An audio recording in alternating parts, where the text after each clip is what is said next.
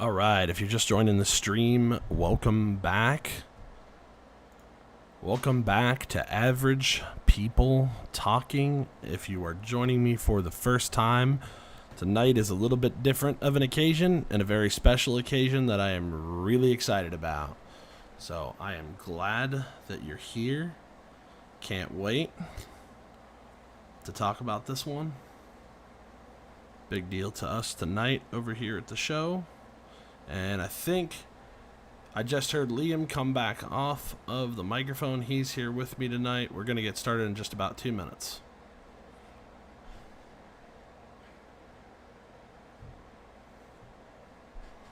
Hey, Kelsey, welcome back.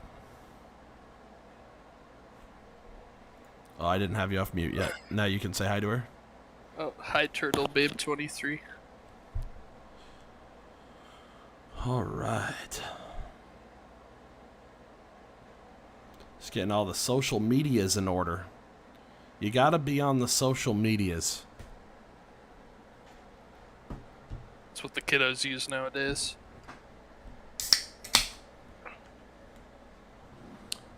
So, let's, she said, just call me Turtle. Alright. Hi, Turtle.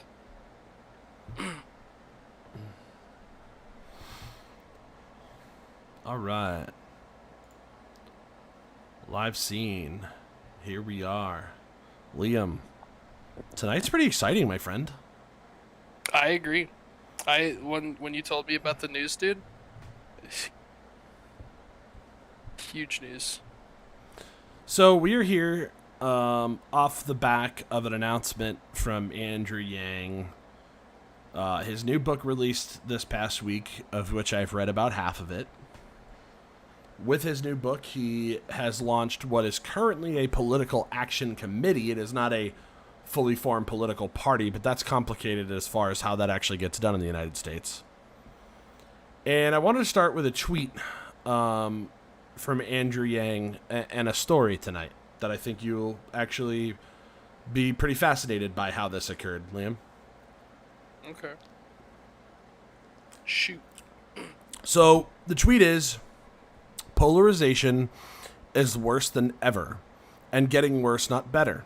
There is a civil war coming if we don't stop dehumanizing those we agree with politically at Forward Party. That is a tweet from the leader of the party, Andrew Yang. It is important to note, even if that sounds alarmist to you, that he shared a graph from a research paper that was done that was in Jonathan Haidt's book. And this graph demonstrates that political stress is matching levels based on our data right now that it was leading up to the Civil War, the first Civil War. And I say the first because I'm not super hopeful. Right. And a lot of people had really interesting reactions to this. But the reason I want to stay with this tweet and why I wanted to highlight this tweet is the Forward Party is Andrew Yang's attempt at a third party. My first reaction to that... Actually, what was your first reaction to that, Liam? You know, my very initial first reaction was, I love the guy, Gibson, but I could never see a third party working out, like, no matter who you are. Maybe if Elon Musk started a third party, it'd work out, but I don't know if Andrew Yang can pull it off. And you're not wrong for feeling that way. My reaction to it was exactly the same. In fact, I think I stayed skeptical for longer. When I first heard the rumors, I was like, this is stupid. This is not what we need to do. We need to work within the current power structure. And I maintained that, honestly, up until about the middle of this week. But I slowly became convinced, as I did when I first got on board with Andrew Yang's crazy idea. So if you've made it this far and you're like, who's this Yang guy? And you're sitting there Googling, let me help you out a little bit. Andrew Yang ran as a Democrat candidate for president in the last election. He shocked people by maintaining strength in the polls and was actually at, I want to say, 7 or 8 of the Democrat Party debates. He hung on till the point where he was the last person of color in the race. Everybody else was not even making the debates because they did not have the individual donor numbers and the polling numbers that Andrew Yang did. And before that, he wasn't in politics. He started a nonprofit called Venture for America. Before that, he was had a couple different businesses, but his work that I think is most interesting was what Venture for America was doing. And I mean, that's as much of his bio that I will tell you, but his political campaign, his campaign for president, was based on the idea that we should give every American citizen $1,000 a month in a plan that he called the Freedom Dividend. And when I first heard that, at the time, before a lot of my political leanings had changed to what they are now, I thought, you can't do that. That's socialism. We can't afford it, and you're wrong. And then I all of a sudden found out that everyone who was arguing against me made really interesting points, had a lot to say that I hadn't really contended with. And then I listened to Andrew Yang. I had heard about basic income before Andrew Yang, but what got me excited about it was I listened to his podcast that he did with Sam Harris, which is really what launched his campaign. Sam Harris has a fairly large platform. And then Sam Harris introduced him to Rogan, and Rogan skyrocketed him at that point. Like, that's where he really exploded. But I was one of the early Yang adopters because I heard him for an hour on Sam Harris's podcast. And a lot like my first reaction to the Forward Party, I will tell you, it almost feels exactly the same, Liam. My initial reaction to that podcast was, that's really cool. You sound incredibly intelligent and real and human. So you're never gonna fucking make it in politics. Yeah, exactly, dude. Exactly. You know? I mean, that was my reaction. And that's been a lot of people's reactions. Whenever I talk about Andrew Yang to people and some of his policies and his come up in politics and everything like that, everybody talks about how it's like he's never going to make it in politics because he's a real human being. Like, imagine that. That's the point that we're at now. So, to bring it back to the tweet, he actually did something unthinkable. And right now, if you poll the American people, a universal basic income platform like the one he ran on is now 55% popular, which is compared to only 14% of people ever even hearing about it before Andrew Yang ran for president. So while he didn't win the nomination, and obviously ultimately with that, not the presidency, right?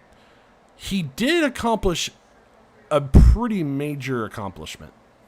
And I think that was the real value of the campaign that I held so dear and volunteered for over a year. Yeah, I mean, honestly, he did win, ultimately, yeah, in my opinion. So here we are today. He tried to become mayor of New York. The political machine of New York, in my opinion, is broken and favors dirty, rank-and-file politics that have been played there for forever, especially on the Democrat Party. It's an automatic that if you win the Democrat Party nomination for mayor, you become the mayor of New York. Like, that's pretty much how that goes. And he was leading in the polls for a long while, but a lot of the people who were willing to come out and support him were not registered Democrats. I don't know if you know that. And because they got excited about his campaign late, many of his biggest supporters could not participate in the Democrat primary because there's a cutoff date, which has a big part to do with what this Forward Party is all about. And from what I've read in his book so far, his new book is titled Forward, which is pretty easy, considering the name of the party. He talks about this a little bit and talks about the fact that without open primaries, a concept we will talk about here in a few minutes, it's really hard to make it, especially if you're bringing in new, excited people who might not even be politically engaged until you run, because the parties now control the primary process. And that brings us back to polarization. You know, Liam, polarization only exists because there are polls. Yep. That is why it is called polarization, I We suppose. we are like one of the only countries that has this strict two-party duopoly that has a stranglehold on the whole political process. And I think a lot of people who are, uneducated about politics abroad don't really realize that. Yeah, not at all. I mean, like, I think there's a lot of things about this country that people don't realize is completely different from a lot of other first world countries. But that is one of the big ones. And our politics are just so horribly toxic compared to that of other places that other places bad is like our good, you know? Yeah, that is a fair point. So what could you give us a quick rundown of why you think polarization is at an all-time high in our country, and why the data shows that we may be leading up to a civil war? I'm curious what your opinion is on it. You know, I think there's a lot of factors to consider when looking at it. Oh, You're good. Go ahead. oh. Yeah, like as I was saying, there's a lot of factors to consider, but I think one thing that's really huge is the internet. First of all, people are much more fervent in their beliefs than they ever have been, and it's like a lot of misinformation. You know, a lot of news outlets putting out information that's biased or completely unfactual, and people just believing in it because it confirms their already shaky belief system. You know, and then on top of that, I feel like the United States was designed from the get-go to accelerate to this point. Mm-hmm. Um, I think the gap just grew larger and larger as time went on. Um, and I think that's why it's just destined to fall apart again. Yeah. On that note, I do think we were destined to reach this point. Um, and it's because we allowed political parties to have massive control over the election process. And then we also allowed for a system where big money could get involved in those political parties heavily. And so all the incentives started tracking in the direction of do nothing, only be slightly better than the other side. Whatever you do, don't get primaried, right? Like, and just get reelected to your seat. And that's pretty much how our entire political system is run. And so breaking out of that becomes really, really tough. Yeah, and I've even heard a lot of people describe the Democrat Party as like basically a centrist party, and the Republican Party is obviously heavily conservative. But it's just, I think it ultimately comes down to the fact that people are fervent in their beliefs, and we don't have political officials that actually represent our beliefs. You know what I mean? Well, and more or less you are correct. I mean, compared to the rest of the world, the Democrat Party is a center party. It's not very left at all, which is hilarious given the amount of hate that anybody watching this has heard for leftists and liberals, as if that's synonymous with the Democrat Party. And this is why, one reason why I feel like we have to break up the duopoly. But let's just take a look at some of the replies to Andrew Yang's tweet about polarization, and I think it's going to set up the whole point. It's kind of a punchline nested within the point of the tweet in the first place, and you'll realize the problem that we're trying to solve at the Forward Party very quickly. I see you decided to use the scare tactic approach.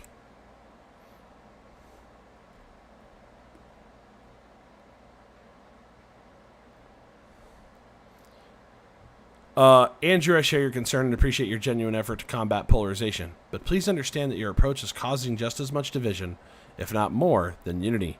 I'm sure that's not your intention. Could you align your messaging more with your intention? That is the nicest post we're going to read. Buckle up. Oh my god. Such a disappointing message you're beginning to rely on. You're better than this.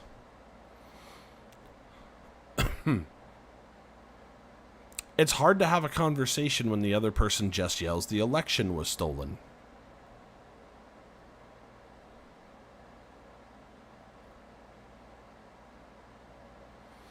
While I like this idea and consider myself part of the Yang Gang, I hope when it comes to crunch time, y'all will put your weight behind the progressive candidate with a chance to win, instead of splitting the independent progressive voters, putting the GOP back in power. Nothing but constant fear that the other guy will win. Tell that directly to Republicans. The hate is organized and turbocharged, backed by a massive dark money on the right. Imagine assuming that that's not also the case for the Democrats. I was about to say, that's kind of silly to think that that's only the case. If anything, it might be worse on the Democrats. I mean, it's hard to say, obviously, but, like, nobody in politics is an angel. Or even close. We are living in a country where a sizable number of humans are choosing to inject an untested horse dewormer as a political statement instead of a free, tested, approved vaccine to protect them and their family from horrible death. Dehumanizing them is not the problem. Literally making a justification for dehumanizing people because of, I mean, to be fair, a very stupid and unintelligent choice. But that doesn't make them not human. In fact, that makes them principally human. Yep. I mean, being human is doing dumb shit sometimes.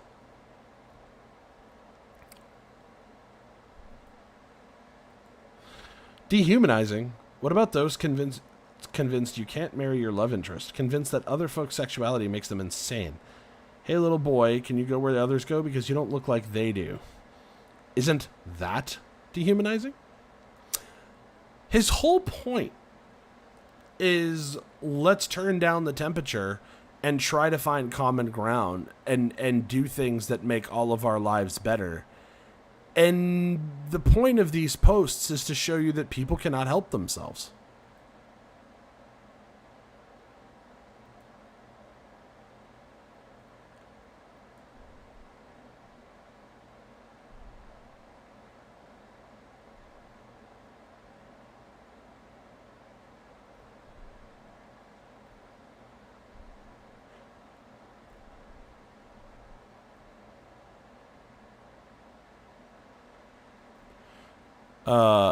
Some of these...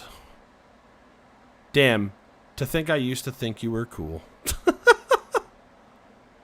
It's mostly hate on this post, sadly.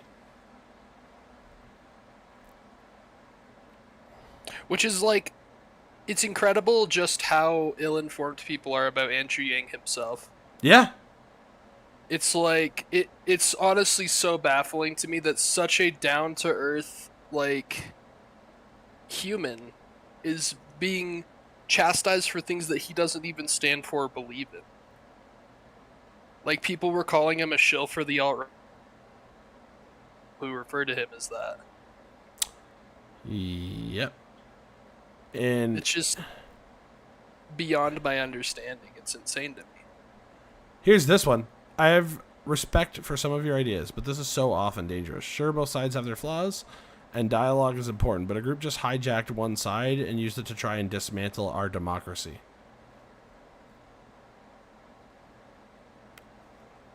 So, some of their points are true, but literally all they did was prove the point of his original thing. Polarization is so bad that people can't even stop and objectively look at the fact that it's accelerated towards a civil war.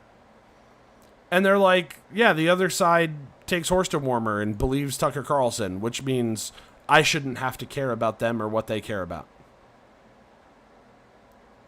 And in fact, that is the biggest criticism Andrew's getting. is the first national media that he went on to talk about this was Tucker Carlson's show. But that's not new for Yang. He was going on Fox the whole time because other Democrats wouldn't.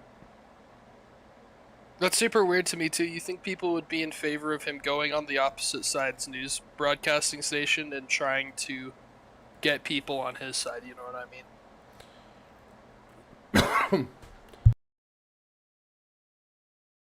Yeah, sorry about that cough. That probably blew some people's ear holes out. Well, we're going to talk about it. The slogan is, it's not left, it's not right, it's forward. We're going to switch gears here for a minute. I'm going to step away for just a second, but I'll be right back, and we're going to dive into this a little bit more.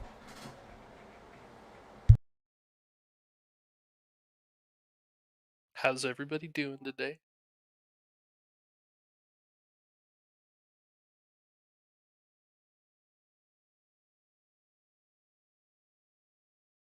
Got any Yang gangsters in chat besides us two?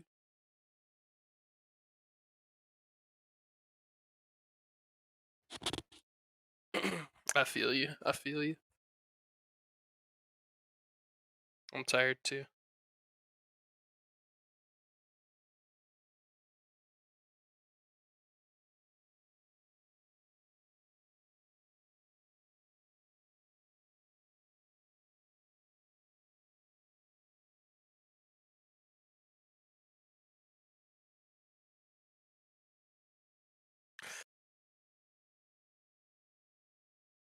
Oh, absolutely. Him and I nerd out about this stuff all the time too, because we're both huge Andrew Yang supporters. And man, when he told me that, I remember when I first met Alex, he actually told me about how he volunteered with Andrew Yang, and I was like astounded. That's probably what. That's how we became good friends.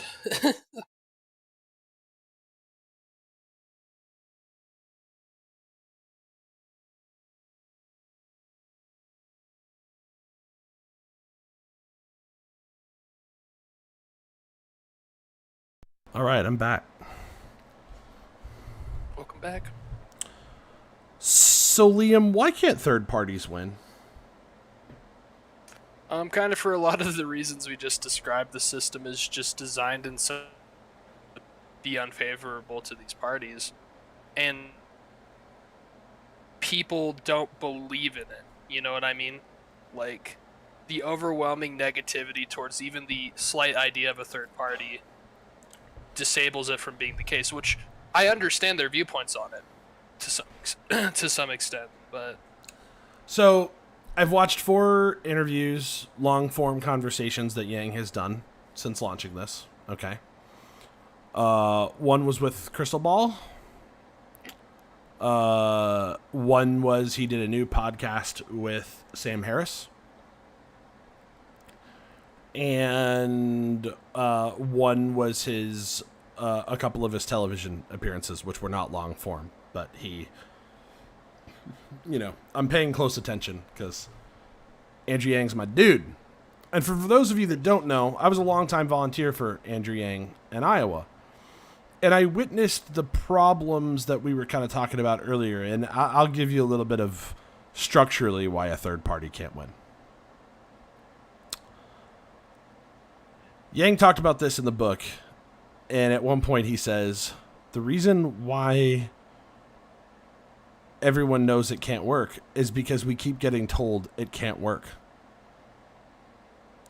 It's a self-defeating proposition that keeps circling. But Yang understands, and the main point of the book and the party is that the overwhelming incentives are that you're not going to start a party like the Forward Party, field candidates, and all of a sudden have a president from your party in the next year. A lot of times when people say a third party doesn't work, what they mean is can't be president. That doesn't mean that you can't accomplish big goals in the meantime and eventually make the changes necessary so that another party could eventually win the presidency. And that's been the main theme and the main point of what he's talking about. So in both his run for mayor and his run for president, we heard the media hate for our boy. And you know how strong it was.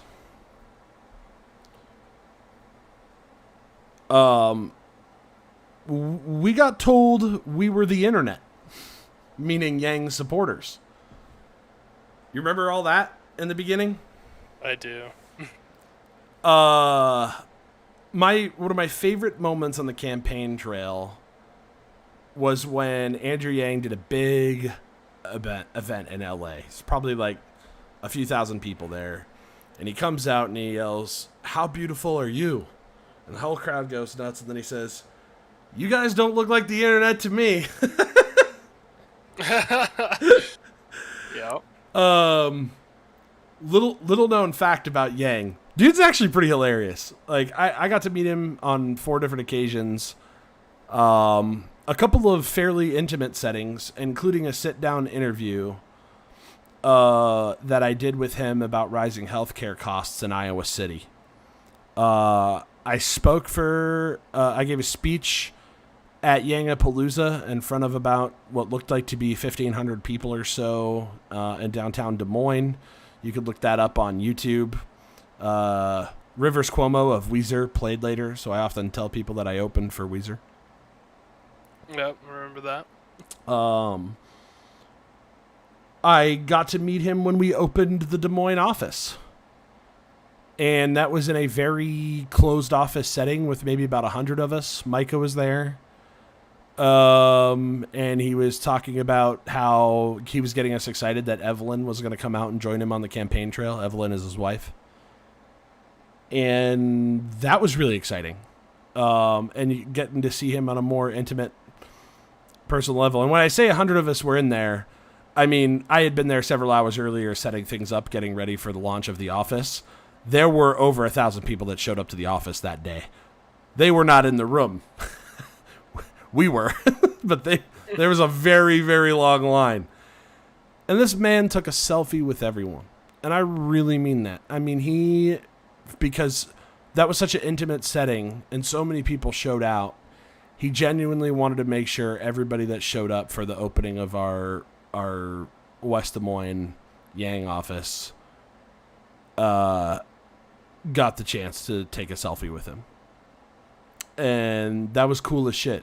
It took him several hours.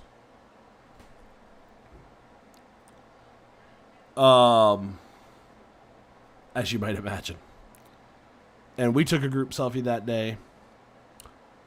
All this is to say, the things that people are saying about Yang aren't true in any context when they're saying that he's starting this party to dismantle the Democrat Party, or it's just going to help the Republicans, or that's his goal. His goals are exactly right there on the screen. And I can tell you that from every interaction that I had with him. I know that Al Womble, who spent a lot more time with him than I did, who was our campaign chair here in Iowa, who was the one who asked me to speak at Yangapalooza, and is currently, I want to say he's in some kind of office with the AFL-CIO of Iowa now. Al would tell you that Yang is he's the numbers guy. He's the math guy. That's why that math pin is on his lapel right there, like on his jacket. Like, this guy knows that the numbers aren't for a third party. So the goal is not to just field a candidate and hope to make a third party president. That would be stupid. And he knows that. He's on it. I'm not going to make the case for him any more than that. He's made the case for himself in all of those interviews that I just mentioned. So I think what makes sense to talk about from here is, Liam, what the heck are we going to do to make it possible to have a third party in America? Well, for starters, I'm going to vote for third party if the option's there. And I'm going to support it every step of the way. Spread the word, have conversations on the ground level, you know. It starts from one person, spreads to 3, spreads to 9, you know. That's how it's got to get out there. It certainly takes a lot of belief and a lot of manpower on the ground and a lot of people getting behind it, that's for sure. But yeah, here's something you didn't know. I've been saving this one in my back pocket. Oh, jeez. Welcome to the Forward Party. I started the Forward Party for a few big reasons. The main one is one we can all see. The current two-party duopoly is not working. While the two major parties have different issues, we can all see that polarization is getting worse and worse, with 42% of both parties regarding the other as not just mistaken, but evil. Neither side is able to meaningfully solve problems, so we all get angrier and angrier. And I'm going to open up the continue reading. Worse, the incentives of our leaders are not necessarily lined up with ours, in large part due to a closed primary system that disproportionately empowers those with the highest stake in government. Approval of Congress stands at about 28%, while individual members support re-election rates of 92%. Yep. Imagine if our jobs were that way. You got some dude, you're setting up solar panels and the guy's like, customer comes out. So, do you guys ever have any problems? No, we only get it right like 28% of the time, but only 8% of us get fired, so. Yeah, exactly, dude. Sorry about that electrical fire you're going to have next week. We are also left with an out-of-date bureaucracy ill-suited to solve the problems of today. Washington, D.C. is painfully behind the curve, in part because of a seniority system that has led to a gerontocracy. If you don't know what that term means, it means our leaders are fucking old. Like, really fucking old. You look at other countries, not that old.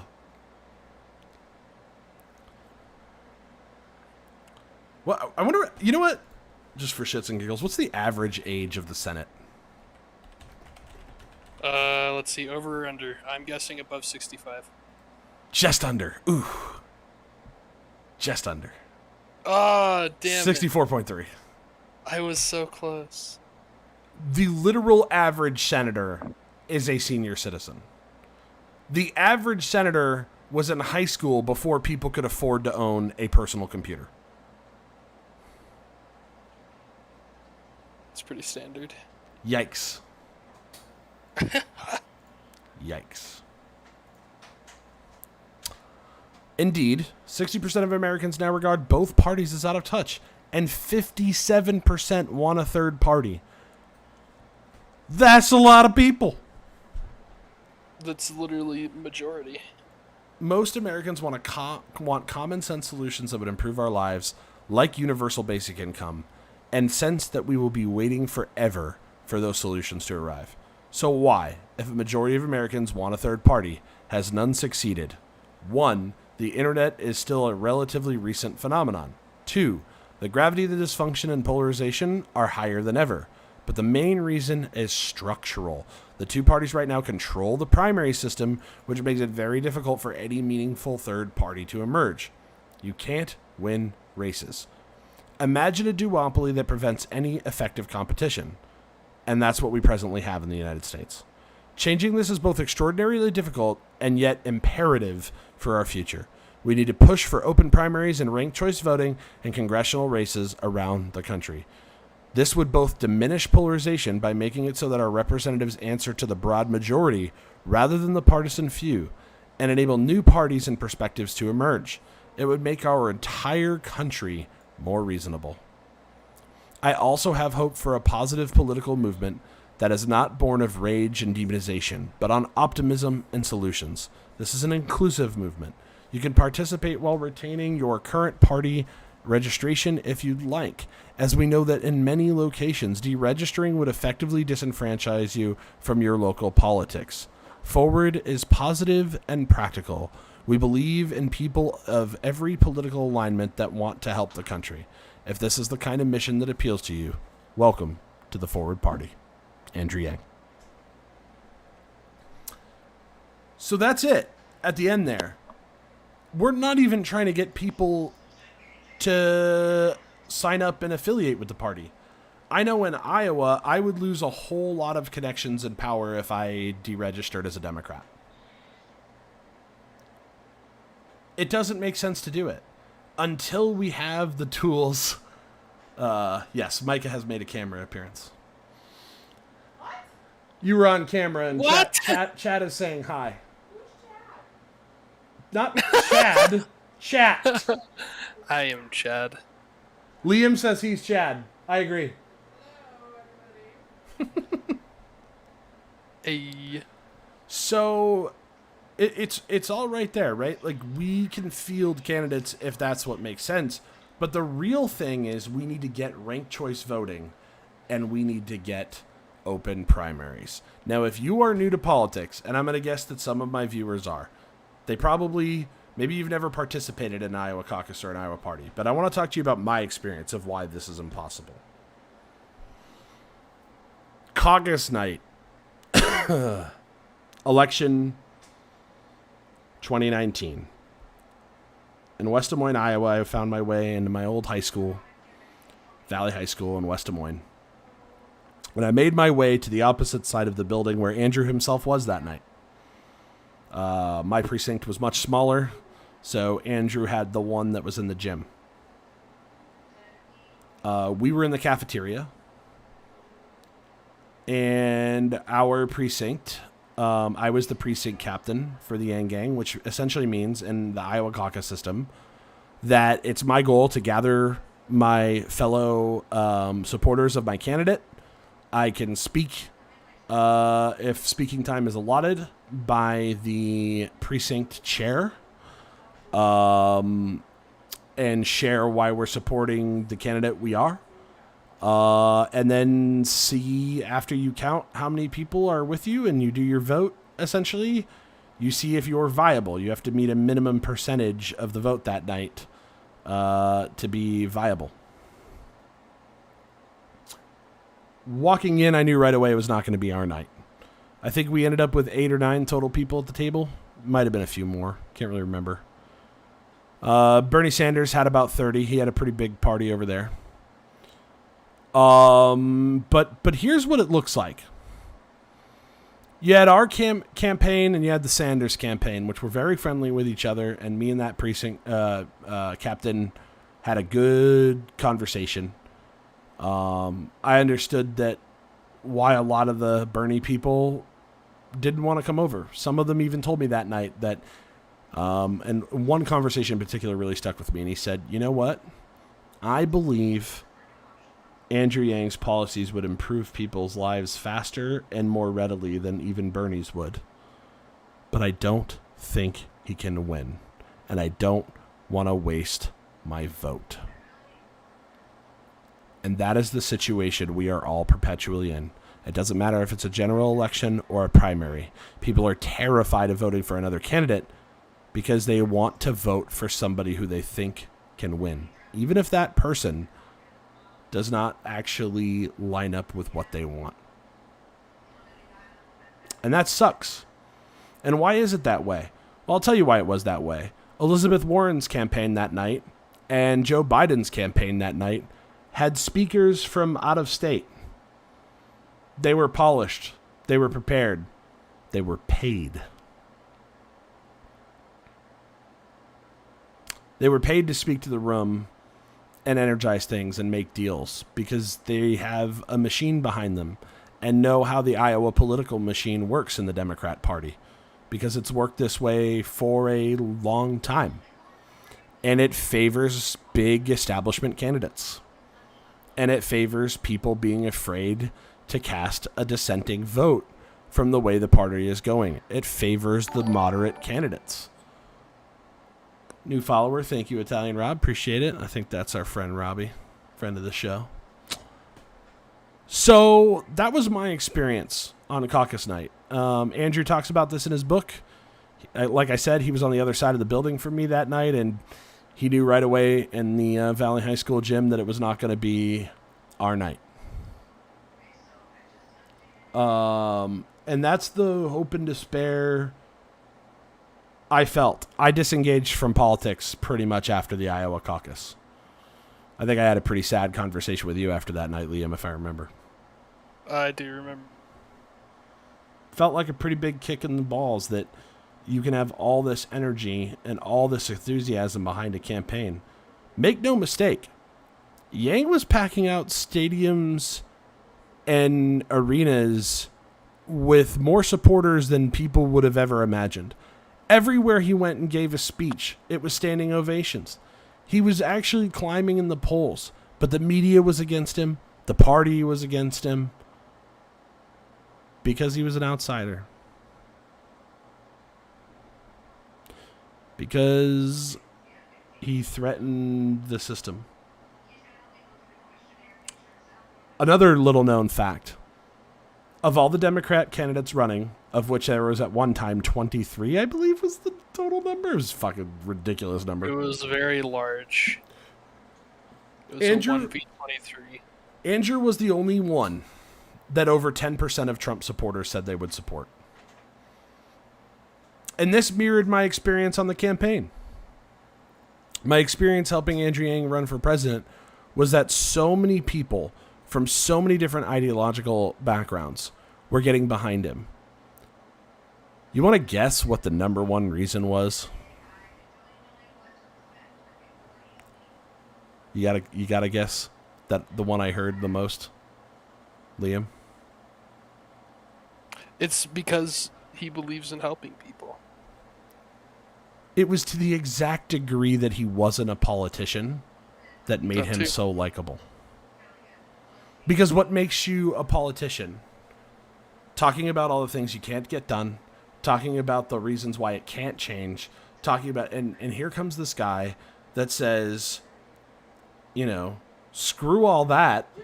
Let's just give people money because they need it right now. And this is getting bad and it's getting worse. Automation is destroying our good wage jobs. And it's about to come to retail and call center work and truck driving and all these other industries. And we've seen it. This got accelerated very much by COVID. Automation wiped out a lot of jobs. Yep. Best Buy cut a massive amount of their employment. Why? You might not think of this as an automation problem. But when you can order online and simply pick it up from the store, they no longer have to have an expert in every aisle. I remember seeing a lot of videos of the truck drivers who, I guess, I don't know if the statistics are accurately reflecting this, but, are largely conservative. A lot of drivers were, hopping on board with a lot of his policies because of the idea that, their jobs might get automated away sometime in the future as well. I met the president of Truckers for Yang. I don't know if I ever told you that. Really? Yep. You did not tell me that. Super nice guy. Had a really dope-ass semi that was big Yang Gang painted all the way around. Oh, that's sick. Yeah, it was really cool. Yeah, he was out at that event about rising healthcare costs that I sat down with Andrew for. So it would be very reasonable, 45 minutes in this discussion, to say, okay, you're talking about ranked choice voting and open primaries, and you still haven't told me what the hell that is and what you're going to do to get it done. So let's talk platform. Let's talk about this one. Ranked choice voting and open primaries allow voters to better express their preferences.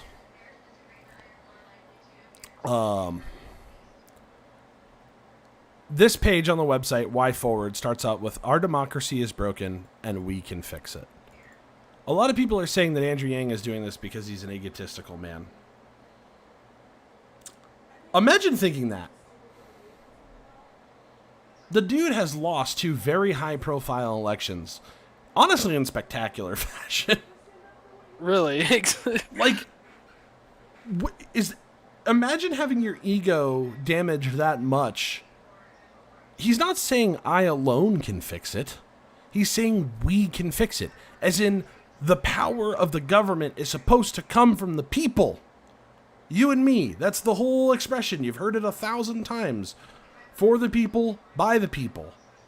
Right now, it's neither. So, For the money. that's it. What are our goals? While other political parties look to divide America into different camps, the Forward Party aims to bring them together. We welcome both conservatives and liberals, independents and libertarians. Anyone who is interested in solving the problems that are currently plaguing our country and is willing to debate ideas in good faith, which is definitely the core principle of this show and myself. We will support candidates for office who align with our core principles so that we can reform the system and make it more responsive to the American people. We talked about it just last week. There's a bill that has overwhelming public support dying in Congress right now. 90% of the measures of the bill are supported by over 55% of Americans, with only a couple of them being supported by a slim majority. But almost the entirety of the bill is overwhelmingly popular with the American people, and it's not going to happen. It's not going to get done. I have lost faith that even a modest bill will get accomplished. Certainly not this year. We'll be lucky if it gets done next year. But as soon as we round the corner to the midterms in 2022, once that happens, you might as well kiss that thing goodbye. Oh, yeah. So we need to make the system more responsive to us. If there's a bill that we all support, that bill should be passed. No questions asked. There are representatives. They don't get to tell us, well, I know that that's what you'd like, American people, but you can't have it. Yeah, we can't operate on that one YouTube video of the Middle Eastern man saying the thing. It's very true. Can't do that. He goes on to say, this means we will support Republicans, Democrats, and independents, as well as candidates identifying themselves as forward party members. We will also work with organizations that are promoting democracy reform in order to promote policies such as ranked choice voting, open primaries, and easier ballot access for third parties. Ranked choice voting and open primaries. Democracy works best when we increase our voter representation through inclusive electoral policies and practices. Party primaries disenfranchise the majority of voters. In 80% of cases, the general election is essentially a foreordained conclusion. Non-major party candidates are regarded as a waste of a vote and can never compete. Candidates spend millions trashing their lone opponent, making us all more cynical. Ranked choice voting better captures voters' true preferences and enables a more dynamic and truly representative democracy while addressing all of these problems. It's the key to unlocking real reform. And I will tell you, I think I told you this that night. Ranked choice voting, honestly, we could have had probably President Yang. Easily. The amount of people who Andrew Yang was their first choice ideologically, but either they couldn't participate in the primary because they weren't affiliated with the Democrat Party. Again, this is a thing I think a lot of people don't understand. The primary is where you're picking between candidates from the same party, right? But that system, for most states, is not open. You have to be a registered member of that party to participate. And the problem... What's that? So that's how Wyoming is. Yeah. So what's the problem with that? If you don't register soon enough, if you are... Maybe you don't want to identify as a Democrat, but this year they're fielding the candidate that you most support, and you're an independent thinker, doesn't matter. You don't get to participate. And the real part of democracy, because the real part of democracy is not the general election. The general election is the most bought and paid for part of the whole process. My God, is it? The amount of money that gets spent on these Senate campaigns. Do you know the average Congress run, just for it to be a representative in Congress, costs $1.5 million to $3 million? Really? Yes. To be one of a body of 430 people. It's a lot of money. It's a lot of money. It's why these people aren't representing us. And it's also why we don't get to vote for real choices. When it comes to the presidency, obviously you know how much ridiculous amounts of money get spent on people trying to become president. What did they say? Governor of New York, what was his name? or not governor or mayor of New York. The billionaire from New York, Bloomberg, Michael Bloomberg. Well, yeah, I was gonna say Bloomberg. He ran. Dude spent like something like $500 million and still lost. I don't know, some You ridiculous really number. do hate to see it. Yeah. So ranked choice voting would mean that, and an open primary would have meant this. It would have meant that every Yang ganger I had met in a year and a half of volunteering, knocking doors, going to events, shaking hands, telling people about Yang in my Lyft car, right? All of those moments, if the primary had been open, they could have simply showed up and voted that night. No registration required. None of this BS. Doesn't matter if they're a Republican, a Libertarian, whatever. They could have showed up and voted for the guy they liked. That's number one. Number two, ranked choice. Ranked choice means, here's how it works. Let's say for all them 23 Democrats that had been running, you could rank your choices and give your top 3 or top 5 choices. So I'll tell you what mine would have been. This is about to be a big reveal on the Average People Talking show. Obviously, number 1 would have been Mike Pence. No, Andrew Yang. Easy vote. Easy. My then next vote would have been Bernie Sanders. This is why this is important.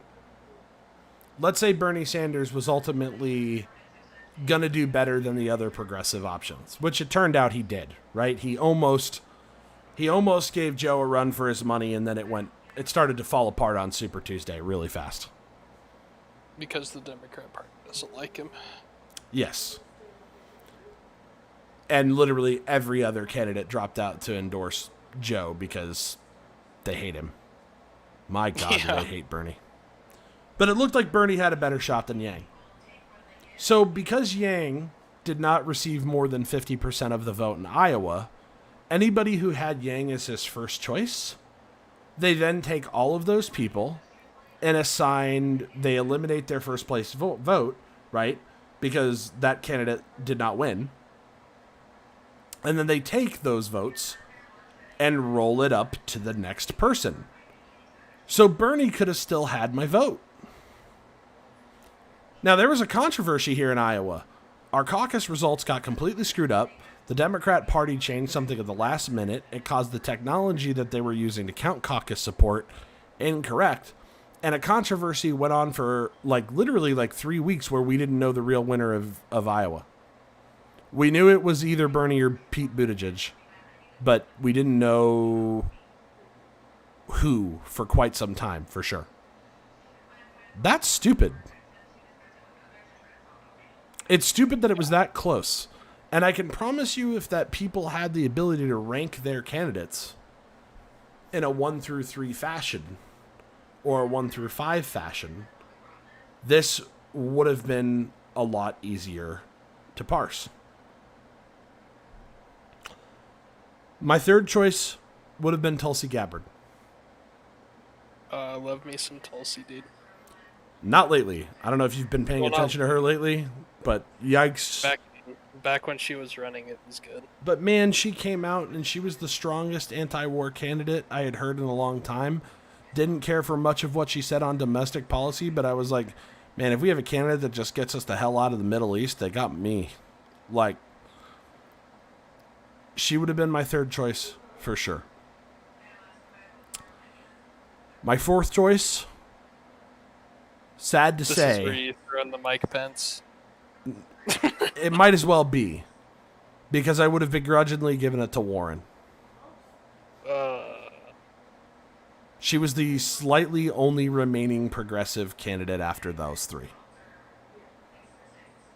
If you were a progressive in the last Democratic election, you had 3 choices and a sea of annoying moderates. She's also a self-admitted woman of color because she's Native American. So another excellent choice with Warren. The worst part of Warren was pretending that she hasn't played the political game and acting like she was such a grassroots fundraising person when that's just a lie. Right. She's been playing the corporate politics game for a long time. And then again, my fifth choice would have been rather begrudgingly, had he still been at the race at the time, been Cory Booker. Yeah, I guess that's fair. But I will say, in terms of when he speaks, he made my head want to explode. I really don't like it when I feel like there's a whole lot of people that came up in the wake of Barack Obama that adopted his public speaking style, which I never liked much to begin with. Wasn't there like a lady who was like an author who ran as well? Marianne Williamson, yeah. That's what it was, yeah. She was actually very nice and kind. I couldn't have voted for her for a couple of reasons, but primarily the religious one. Yeah. It was obnoxious. I have no problem with people of faith. I do have a problem with new age weird faith and mystical energy and crystals, and I find that very unserious. Sorry. Yeah, I agree. Sorry if you're a crystal person and you're watching the show. I apologize. We could talk about it. Maybe someday I think we're in good company. So someday I'll do an episode on why I don't believe in new age shit. There you go. But wouldn't it have been amazing for me to be able to make that choice? Knowing what I knew when I showed up as that precinct captain that night, that it was not going to be Yang's night. Actually, better yet, not knowing that it wasn't going to be Yang's night. I could walk in there, and if it was an actual open primary with a ranked choice vote, you don't really know who's putting first, second, third, fourth, fifth, right? It very well could have been Yang's night in Iowa. Yang's campaign in Iowa was very fiery, and everywhere he went, he made waves and got standing ovations. The people of Iowa really liked Yang, and I had never heard more people, especially across the aisle on the other side, independents, the politically disenfranchised, people that had given up on politics, people that voted for Trump the first time, but knew they didn't want to re-vote for Trump after seeing what kind of a president he became. There's a lot of people in a lot of these different categories that were like, man, Yang's the guy. And again, Yang was the only Democrat candidate that over 10% of previous Trump supporters said they would vote for. Why wouldn't you pick that guy? Isn't the whole point to try and grow the party and get more people behind the values of the party? Well, otherwise, why do you have a party? But that's the point. It's not about that. It's just about doing just enough to win and not doing anything to lose. It doesn't favor big ideas, and it doesn't favor innovation. What were you going to say, Liam? No, I was just going to say I could tell you exactly why they didn't pick him. Yeah. Because the Democrat Party is just as corrupt as the Republican Party. Bingo. Both of them are a sham. I couldn't believe that night that Joe Biden's campaign had a paid-for professional frickin' speaker at my high school. Yeah. Like, what is that nonsense? And then he had the nerve to come up to me and be like, since you guys aren't going to be viable, would you think about supporting Joe? So fucked up. I said... It's like a high school bully just pulling up. I literally looked at him and I said, I'm going to say this with as little offense as I possibly can, but your table would be the last one I would end up at tonight. Damn! Smoke, dude. Oh, yeah. I didn't give no shit. I didn't give a shit. That's good, dude. And then went right in front of him. I was schmoozing with the Bernie fans. So, that is how ranked choice voting and open primaries work. That is the main focus. Everything else that is our principle in this party is pointless unless we get this done. Here's what I learned. You can get this accomplished in 26 states with a ballot initiative. Boom. Is Wyoming one of them? Great question. I have no idea. I have no idea which 26 states they are. I'm just repeating what Andrew said. Of course, of course.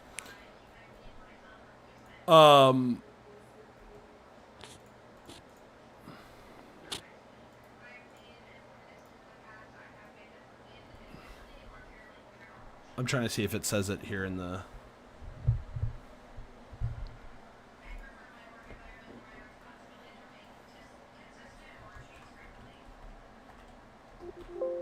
It doesn't say it on the website. He said it in an interview. But the reason why that's exciting is ballot initiatives are actually relatively easy to get done. Many of you probably know that Florida in the past election voted to raise the minimum wage to 15%. Or $15. 15%. They voted 60% to do that, even though 53% of the vote in Florida went to Trump, who did not support a $15 minimum wage. This is why we need better parties and more choice, because the parties do not represent a diverse set of political opinions. There's a massive amount of disparity within the Democrat Party of what people think and what people support. There's pro-gun and anti-gun Democrats. There are, pro-UBI and anti-UBI Democrats. There are, even some pro-life Democrats, although it's real interesting when you meet one. I've met a couple. We just don't get represented well. So ballot initiatives are a great way to get stuff done when the state is a situation like you had in Florida, where even though the Florida was going to end up going 53% to Trump, they were still able to pass minimum wage with 60% of the vote. That's a lot of people crossing the quote-unquote aisle, which again wouldn't exist if we actually had a functioning democracy. This is how we save democracy. If we can start this wave, we can do this. And we can do it with ballot initiatives. It's easy. You need petitions, you need public support. You don't even have to go through your state legislature, which is a lot harder because those people don't want to change shit. Yeah. Our I remember for my government class, I had to go into it might have been a city legislature or something instead, but I had to go in there and, try and get something changed and just got shit on. Yep. Seems like they're very just the laziest people on planet Earth. Just like anything else in politics, dude. They're there to not lose their seat. They're there to absorb money. And it's because our state legislature is just as polarized as the country's legislature is. Yeah. And this is the whole key. We could talk about the rest of the platform, but I encourage you to go to forwardparty.com and check it out yourself. Universal basic income is obviously a big part. Democracy dollars is the other one I wanted to talk about, because for those of you that met me on the campaign trail or who talked to me while I was in the campaign, this was actually my favorite policy of Yang's. For one, it sounds so good. Democracy dollars. It's got that alliteration. Oh, it's just a great sounding thing. A lot of people have not heard of a concept called publicly funded elections. We all know that there's too much money in politics. We all know that not enough people contribute to political campaigns to overwhelm that. So what do our politicians spend their time doing? Campaigning and fundraising. They spend more time fundraising than they do solving problems. Democracy dollars is a concept called publicly funded elections, but publicly funded elections sounds like shit. So, legislation and policy don't reflect the will of the people because their voices have been flooded out by wealthy donors, corporate lobbyists, and special interest groups flooding the system with their money. Just the fact that this is on the Forward Party website Who in the Democrat Party, other than Bernie Sanders, has the balls to admit that? Not a single one. No. But it's true. They'll tell you all day long, oh yeah, we're just trying to do what the people want. But look, it's a process, and there's seniority, and I got a committee assignment, but I'm not trying to make waves yet. It just takes time, and yada yada. Shut up and vote the way I want you to vote. That's why we elected you. Exactly. Fewer than 10% of Americans contribute to federal candidates, and most of them are very small donors. The percentage of people who give more than $200 is about 1%, and those who give $2,700 are about 0.1%. $2,700 is the maximum that you can give to an individual campaign, by the way. Really? Yes. Now, you can give unlimited money to a super PAC, thanks to the dumbest Supreme Court decision of all time. The rich, thus, have outsized influence, and they have very different priorities than the rest of us, as in staying inordinately wealthy while we, beg our slave masters at work for the scraps. Generally, the wealthy are more conservative, respect current authority, and encourage a less radical or rapid approach to change. Candidates and politicians quickly become subject to the donor class. This doesn't even account for the flood of money from corporations, the parties, PACs, and special interests. In 2016, the election-related spending for all federal races from these entities and the campaigns themselves totaled around $6 billion. It's a lot of money. That's a lot of fucking money. What is required is tying the money to the will of the people. And this part, if you didn't listen to anything else I've talked about that Andrew Yang stands for, this is the best thing that we could get done. Hear this next part and understand how cool of an idea this is. The best plan is to issue 100 democracy dollars to every registered voter that they could give to any candidate they can vote for in a given year. It would be a use it or lose it dollar. If you don't use them, they just expire. The government gets to keep that money, right? There are presently 250 million voting age adults in the United States. If only 20% of eligible voters allocated their $100 to give candidates an election cycle, that would be $5 billion. Enough to counterbalance all the money currently being sourced by companies and special interests. If a congressional candidate got 10,000 people excited, that would be $1 million, which is all you need, as we talked about earlier, to at least run a competitive race.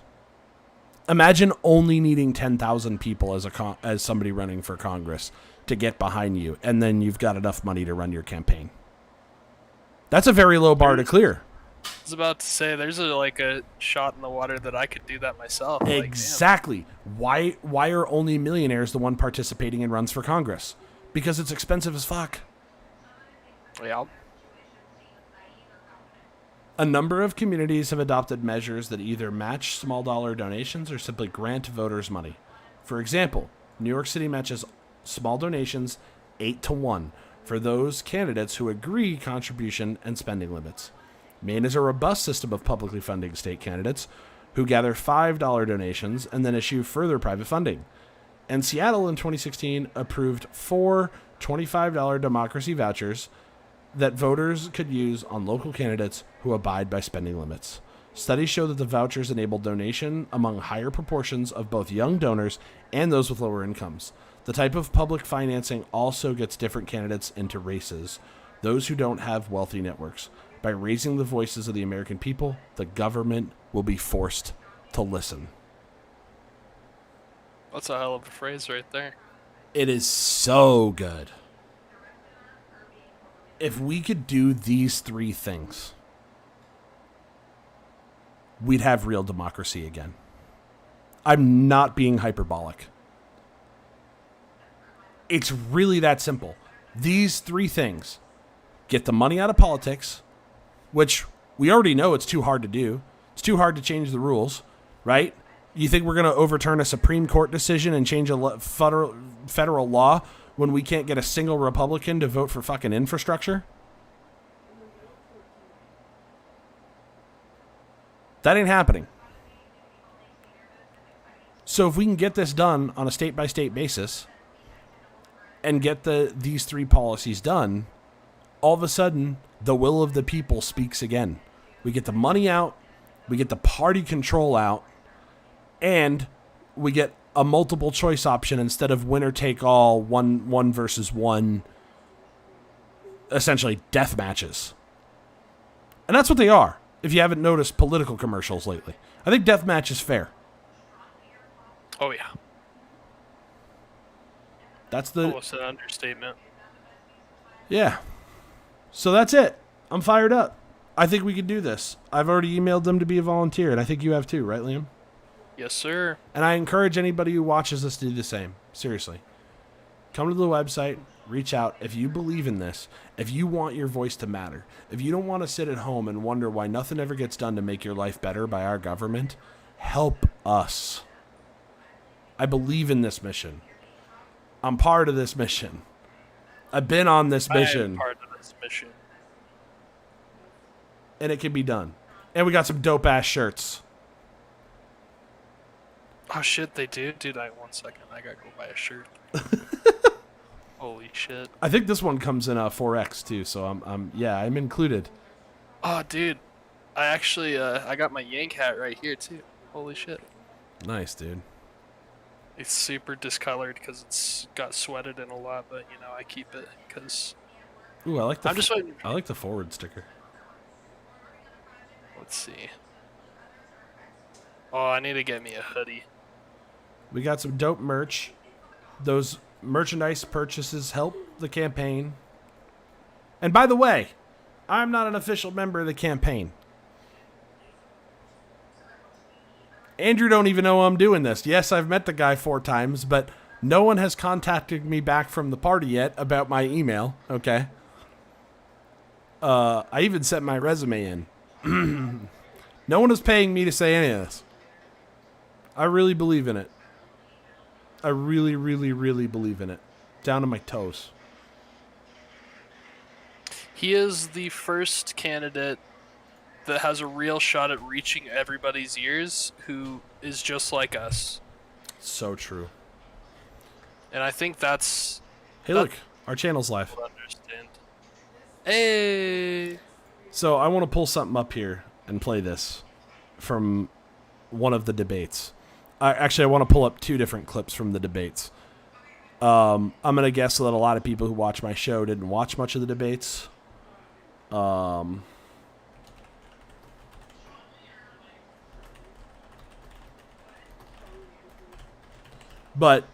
there were 2 moments where he really talked about at the debates these problems. And he ripped the veil off for a moment. And I just want to give the viewers a sense of how powerful this message can be. Do you know the 2 moments I'm talking about, Liam? I could maybe guess, but probably not. One of them was the closing statement. It's been so long I've watched the debates. Oh, and that's reasonable. I think this is the one. Let's see if this is it. Couldn't stop talking about after the This last is it. debate. Listen to this. You know what the talking heads couldn't stop talking about after the last debate? It's not the fact that I'm somehow number 4 on this stage in national polling.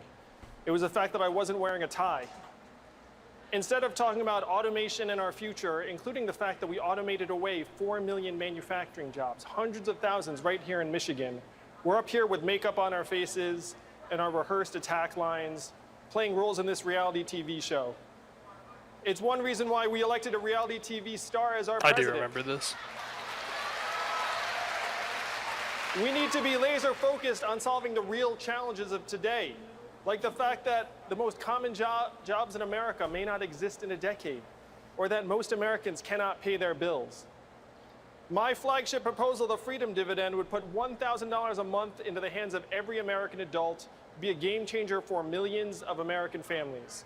If you care more about your family and your kids than my neckwear, Enter your zip code at yang2020.com and see what $1,000 a month would mean to The your mind community. way. That was such a great line. There was that one. And then there was this moment where they said you're the only person of color left in the race, essentially, that made the debate stage. And this is what he had to say about I that. want to switch topics to you, Mr. Yang. A new question.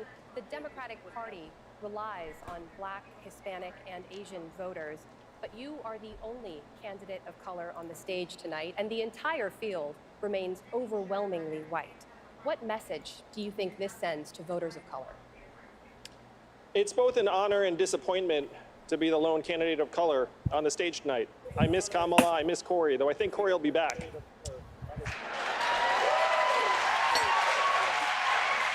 I grew up the son of immigrants, and I had many racial epithets used against me as a kid. But Black and Latinos have something much more powerful working against them than words. They have numbers. The average net worth of a Black household is only 10% that of a white household. For Latinos, it's 12%. If you're a Black woman, you're 320% more likely to die from complications in childbirth. These are the numbers that define race in our country. And the question is, why am I the lone candidate of color on this stage? Fewer than 5% of Americans donate to political campaigns. You know what you need to donate to political campaigns? Disposable Cash. income. The way we You fix need it- cash. The way we fix this is we take Martin Luther King's message of a Yeah. guaranteed minimum income, a freedom dividend of $1,000 a month for all Americans. I guarantee if we had a freedom dividend of $1,000 a month, I would not be the only candidate of color on this stage tonight. Thank you, Mr. Yang. Love that. Guarantee you, if we had a freedom dividend of $1,000 a month, I would not be the only candidate of color on this stage tonight. Hell yeah. That's Andrew Yang in a nutshell. And I was really, really proud of the work we did on the campaign and some of the events. Let me see if I can find this. Andrew Yang, Iowa City Drug Price Forum.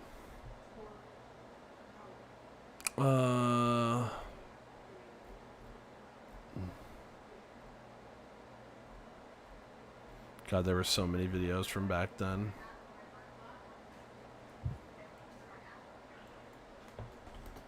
Drug prices event. Yeah, here I am. So many. Thank you, Matt Skidmore, for putting me on the internet. But this is funny. Should I skip to where Andrew gives me a hug? Yes. Let's see here. I think I was the last one to speak. And I want to delve into this because I'm passionate about this. Why is there a shortage of primary care doctors in the United States of America? Is it because there's a shortage of young people who want to be doctors? No. Of course not. Any place. And for those of you who don't know the backstory, I challenged Ted Cruz, Mike, looking at it being like, well, where's our bailout? Where's our $4 trillion? Like, oh no, like, it's like a country where it's like, if you struggle as an individual or family, all your fault. But if you get into trouble and Oh, here it is. I found it. no, I can't say I have. To seek help for your depression. There are many, many Americans who are depressed and do not seek help. They feel like there's some stigma. I thought I found it. attached to I was They feel incorrect. like it says that there's Okay, he's just talking something the whole wrong time. with Did I talk? things. Everyone struggles. We should acknowledge that struggle as a Second? part of life. And there are many rental program. I'll tell you right now. And so we've gone on this. Yeah. Here's me and Andrew talking back and forth. And this was a really cool event. You can't see me. I'm behind this. So again, this story is not Blonde-haired just lady. yours and your Yeah. wife's, and your Here it is. will definitely help. Thank you, man. Is it okay if I give you a hug? Yeah, absolutely. Thank you. Oh.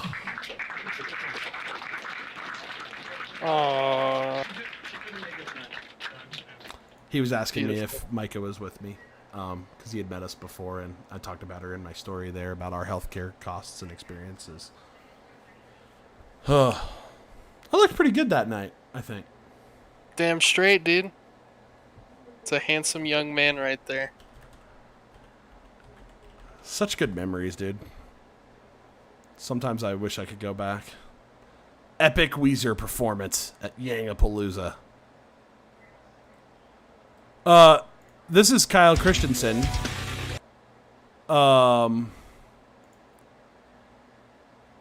That guitar was purchased, he was one of the recipients of the Yang gave away like pilot freedom dividend to 10 random people in 10 different states as part of the campaign to demonstrate its benefits. And Kyle Christensen used it to buy a guitar and then played live at the event. He was a really cool guy. I was very glad to meet Kyle. So many cool people that were involved. I want to see a good like full clip of the crowd from that day. Somebody had a really long clip of the whole thing. No, not Yogapalooza. Yangapalooza. But apparently that is now harder to find.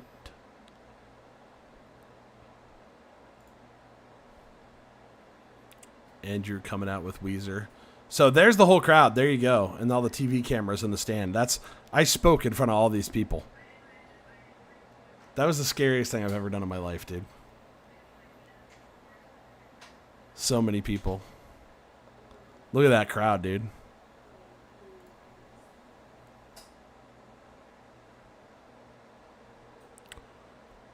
What else you got on your mind, Liam?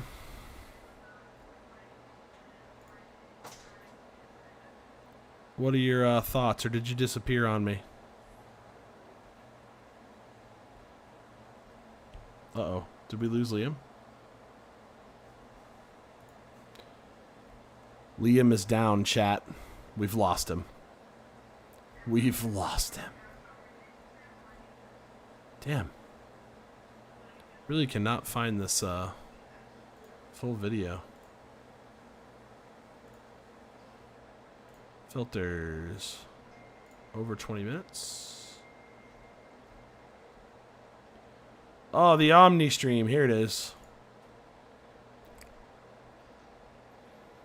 I was one of the very first speakers, so there I am. Live in the morning. Oh, move me back in, he says. He must have disconnected. Hey, are you back? Liam, can I hear you? Wait a second. Is it my headphones? Or are you lagging? Awesome. Liam?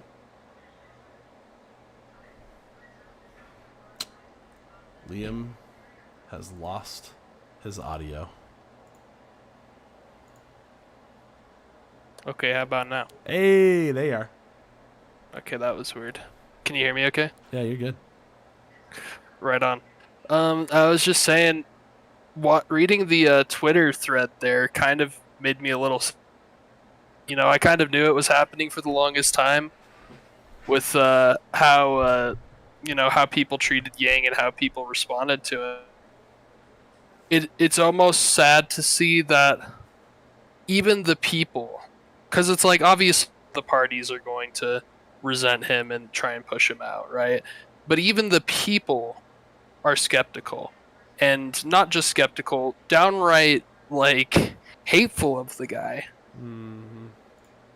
It's just sad to see that we finally have a candidate who's just like the rest of us. Obviously not just like, but, somebody who just wants to see humanity change for the better.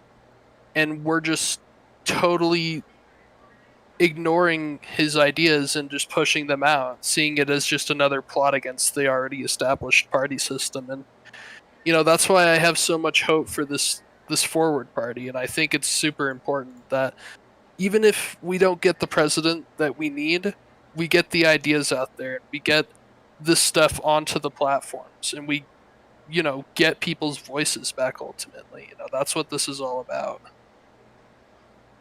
Even when like a lot of people were giving me shit, when Andrew Yang lost the election, because man, I'll tell you what, everybody was the Yang guy. Like, I was wearing my hat around every single day. I was telling people about it, shouting it from the rooftops. Andrew Yang's my guy. Andrew Yang's like the future. Andrew Yang is like what we need as an American people. And when people gave me shit about it, I said, he won. He won the race. He got UBI and all of these important topics into the mainstream media. Yeah. Like, it was literally less than a year later that we would all get a relief check from the federal government that they said we couldn't do. Exactly. And so it's like, I don't know, I'm just sitting here eating my cereal, looking down on all of them like, I'm telling you, we won. I genuinely don't think that the COVID relief checks would have happened until people were already too far gone and in way dire straits. If not for Yang pushing for it every single day. I agree. He was in Washington saying, look, we just got to send people some cash. They're going to be going through it. It's going to be a tough time. And he was right. Absolutely. I don't know how I would have fared without them, to be honest. Yeah. Would have been tough, for sure. So I guess the main thing is, even if people choose not to, like, be as fervent of supporters as you and I, even if people choose to not put too much stock in the ideas here, I ask that they at least keep their mind open. Yeah. And to just invest even a little bit in the idea. Well, I mean, screw it. Buy a coffee mug, And here's the thing. And I think this is an important point. You don't want more choice? Like, it's not like this party platform is a party platform. Every single thing on this party platform is very non-controversial. Everyone wants ranked choice voting. The only people who don't are the people who already have the power. Yep.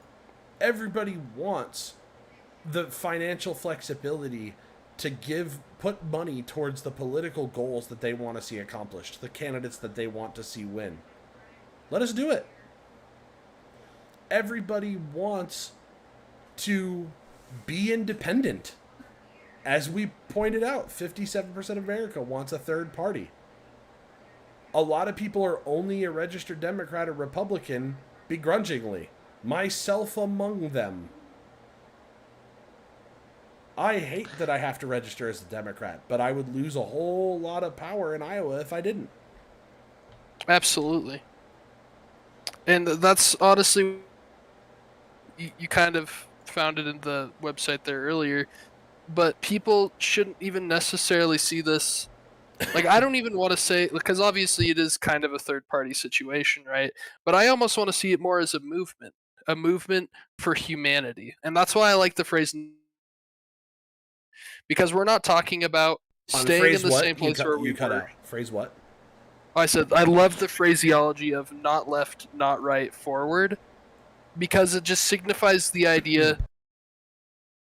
same place where we are on the various sides, we're moving forward as humanity, and that's how we should see this party.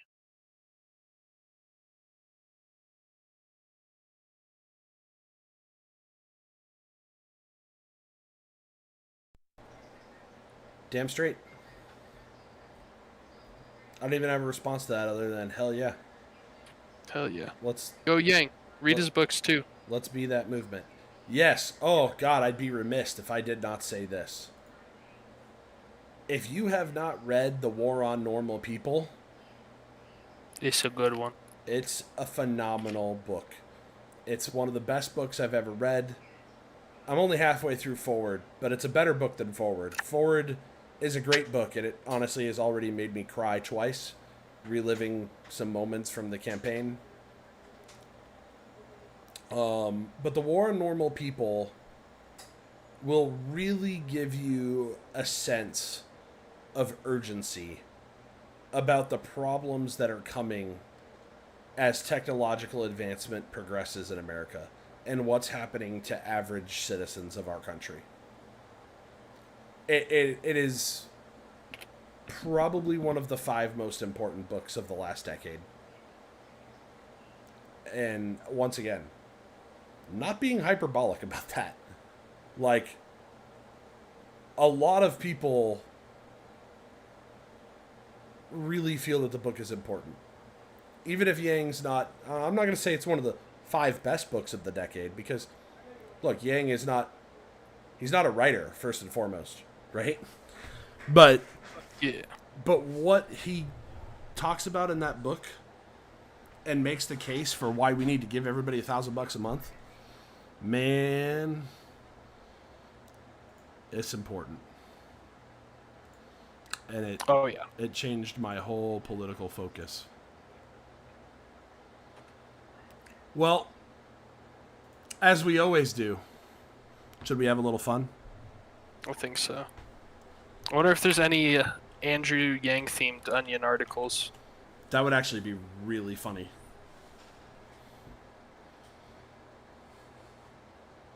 See if you can find some Yang theme. Oh my god.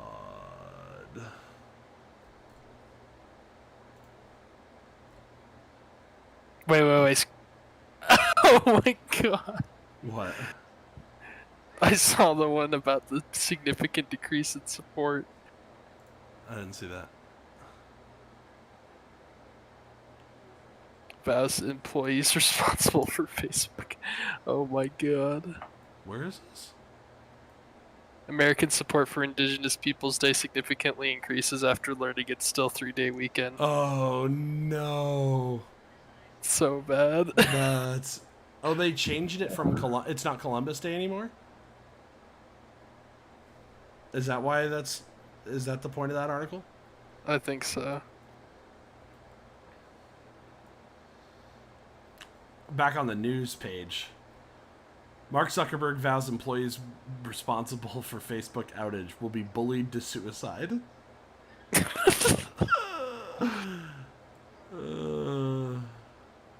That one might be accurate. I don't know. I just want news. We'll try to improve Instagram, kids.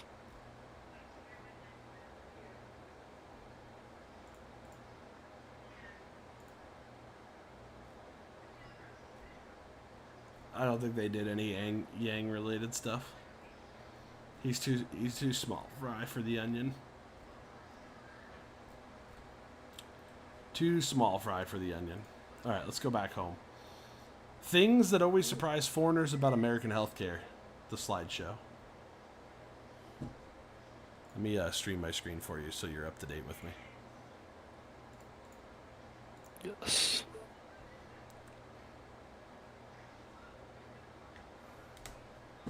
This should be fun. All right. Although it's counterintuitive, not every country views their hospitals as profit-driven corporate playgrounds. Here are things that always surprise foreigners about American healthcare. You can spell it as healthcare or healthcare. This is one of many examples of the truly amazing freedoms Americans enjoy. Oh my god. Okay, we're starting off like that. All right. Jesus, man. Health insurance doesn't usually cover dental nor video game purchases. Oh my god. Americans put up with this shit. With all the problems in the U.S. system, many foreigners can't understand why in the fuck 330 million people are just sitting there with the thumbs up their asses. Correct. Correct. Oh my god. the high cost of healthcare. Most uninsured Americans can only afford healthcare by boarding an airplane and yelling, "Is there a doctor on board?" to get the treatment they need. Mitch McConnell personally denying every claim. Most U.S. citizens are used to the Senate minority leader specifically denying each of their medical claims, but it's unusual to foreigners. $715 billion military budget. It's not about healthcare, but it also is. Oh my god, that's good.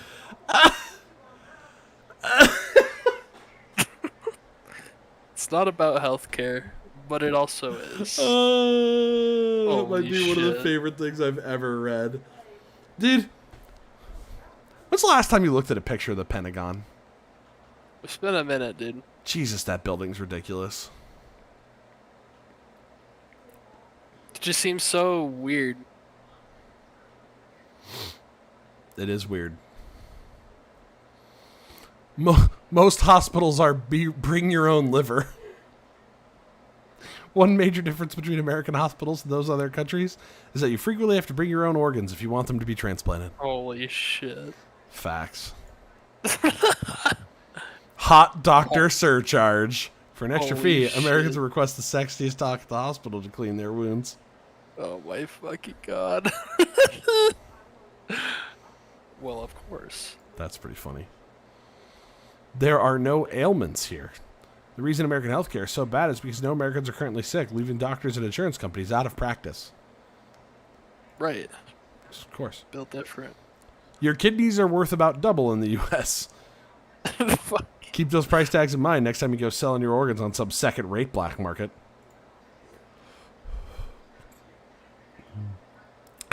For What?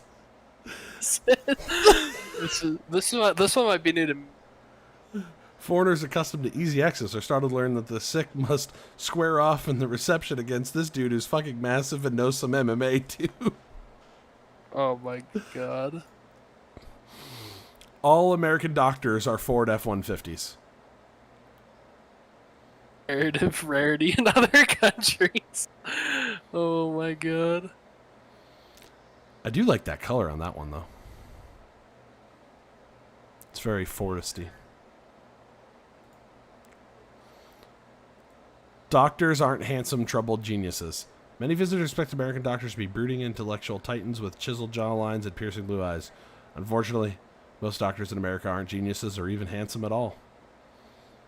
Facts. Good boys and girls can pick a prize from the treasure chest.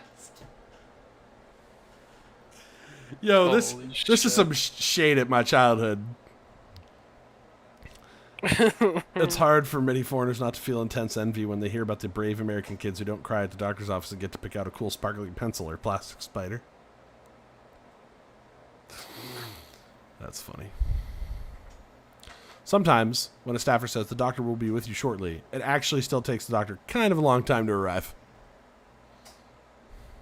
It's facts. Really is bizarre.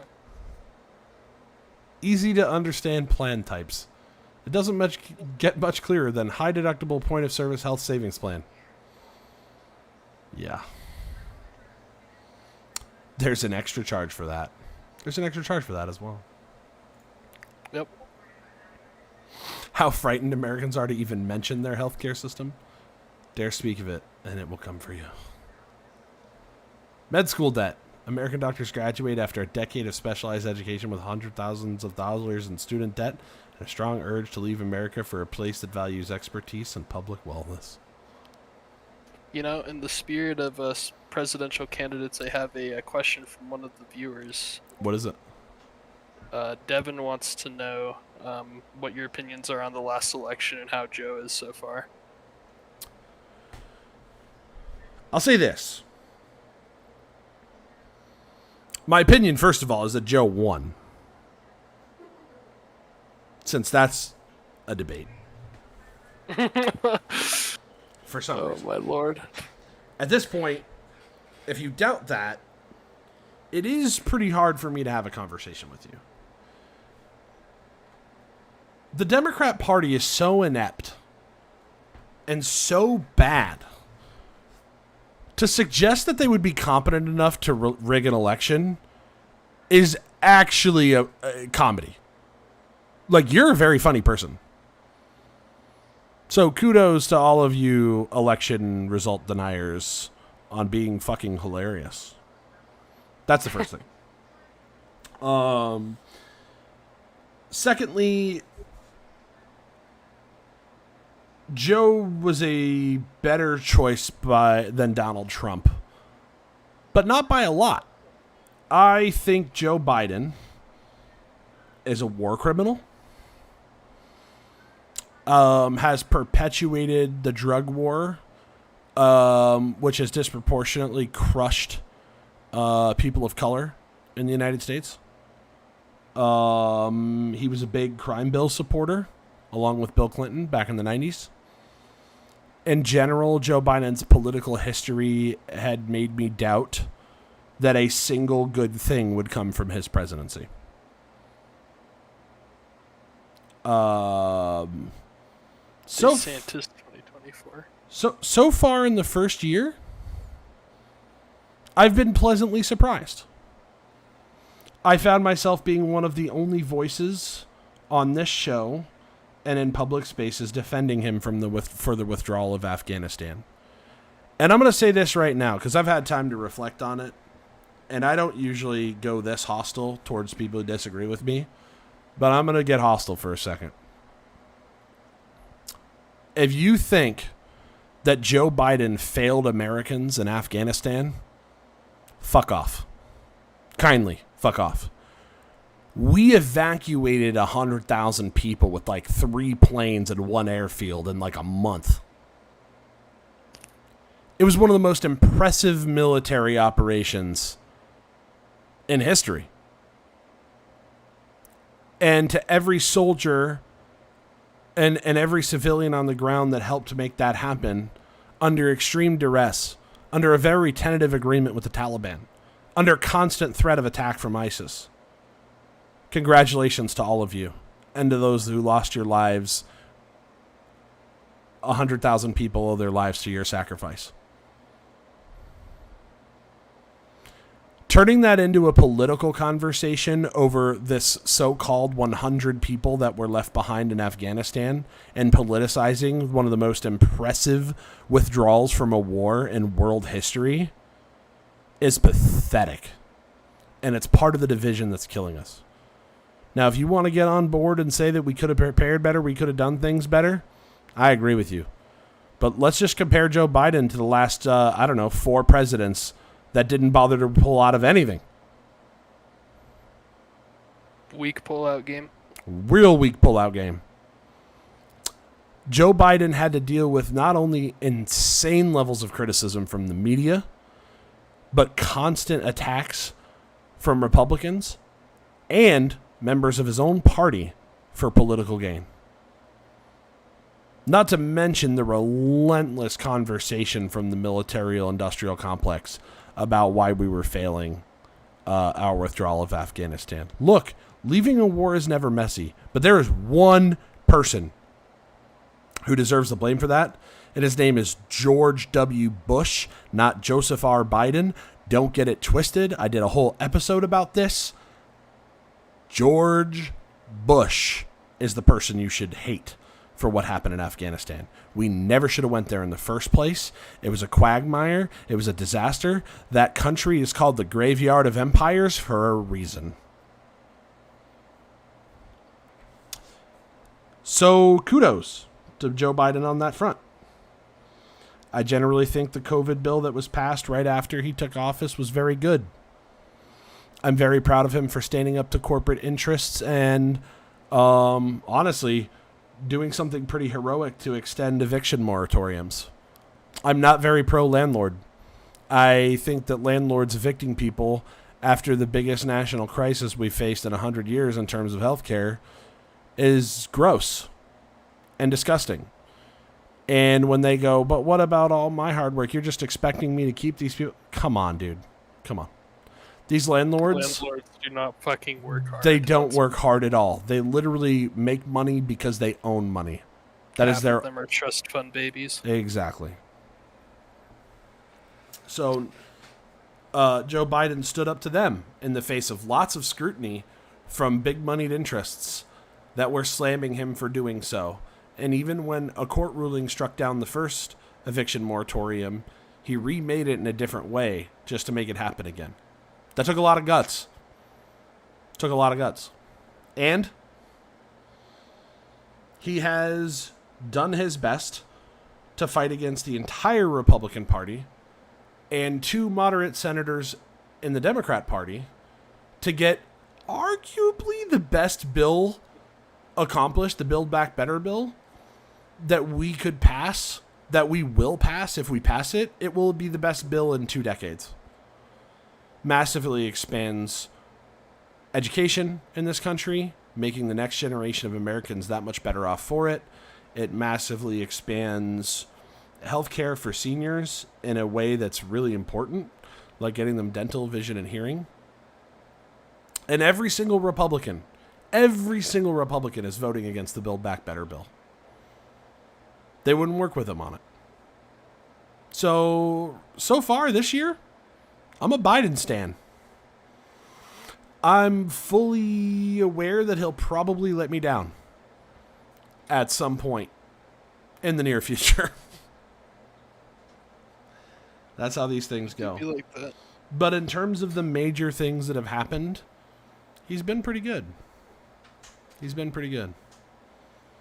How he handled the migrant crisis at the border was absolutely a disaster.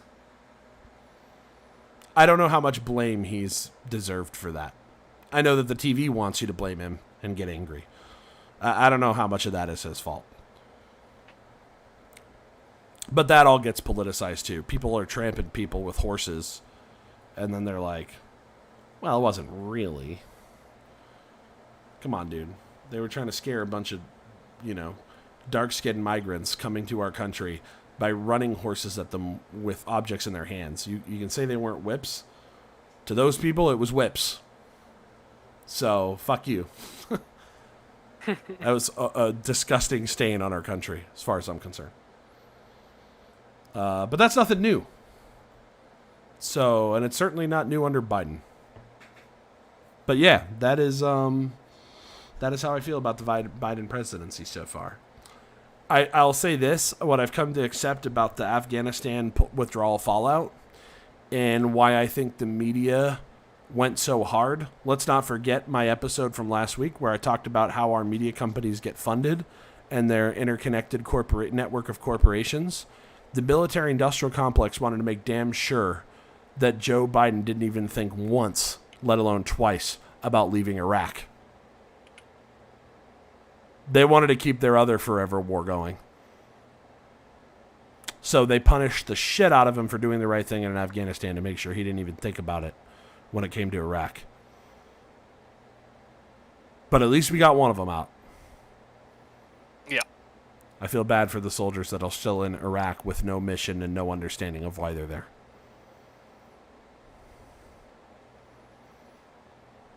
That's the real pro-military position. This is what annoys me about Democrat messaging. Now I'm fired up.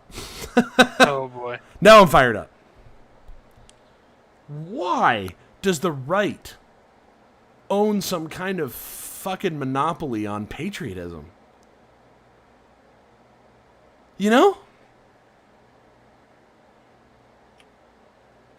What is more patriotic than having the guts to tell our soldiers, we don't want you to fight stupid, pointless, endless wars, and we'd rather you sit at home bored than be in harm's way, unless there's a really good damn reason to be there.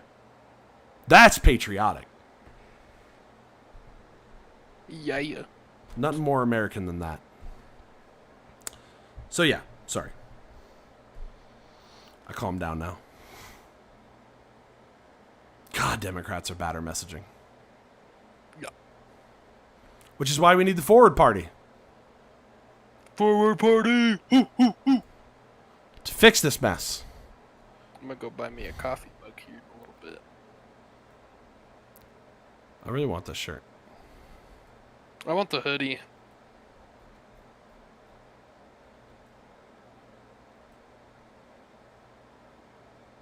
I want the black hoodie.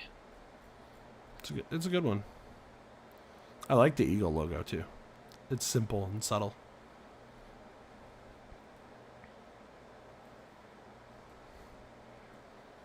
Well, I think that's pretty much it for tonight.